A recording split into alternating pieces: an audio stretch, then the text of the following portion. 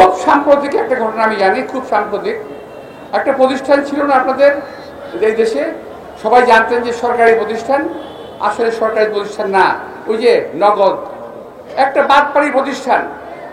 আমি সরকারকে অনুরোধ জানাবো, এই প্রতিষ্ঠানটির কর্মকর্তা, কর্মচারী, উদ্যোক্তা যারা আছে তাদেরকে অবিলম্বে গ্রেফতার করে আইনের আওতায় আনা হোক। খুব সাম্প্রতিক একটা ঘটনা আমি জানি, খুব সাম্প্রতিক একটা প্রতিষ্ঠান ছিল না আপনাদের এই দেশে, সবাই জানতেন যে সরকারি প্রতিষ্ঠান, আসলে সরকারি প্রতিষ্ঠান না, ওই যে নগদ একটা বাটপাড়ি প্রতিষ্ঠান। আমি সরকারকে অনুরোধ জানাবো, এই প্রতিষ্ঠানটির কর্মকর্তা, কর্মচারী, উদ্যোক্তা যারা আছে তাদেরকে অবিলম্বে গ্রেফতার করে আইনের আওতায় আনা হোক। এরা এত টাকা অতি স্বল্প সময়ে বিদেশে পাচার করেছে যা আপনাদের হিসাবের বাইরে।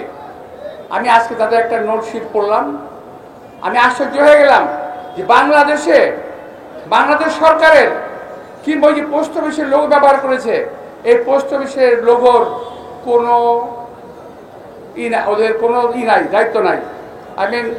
পোস্ট অফিস বলেছে এটা আমাদের লোগো ঠিকই, কিন্তু এদের সঙ্গে আমাদের কোনো সম্পৃক্ততা নাই। তাহলে শেয়ার বাংলাদেশে কোথায় গেল? টাকা সমস্ত বিদেশে পাচার হয়ে গেছে। এটা হলো একটা সিম্পল, আরো অনেক আছে।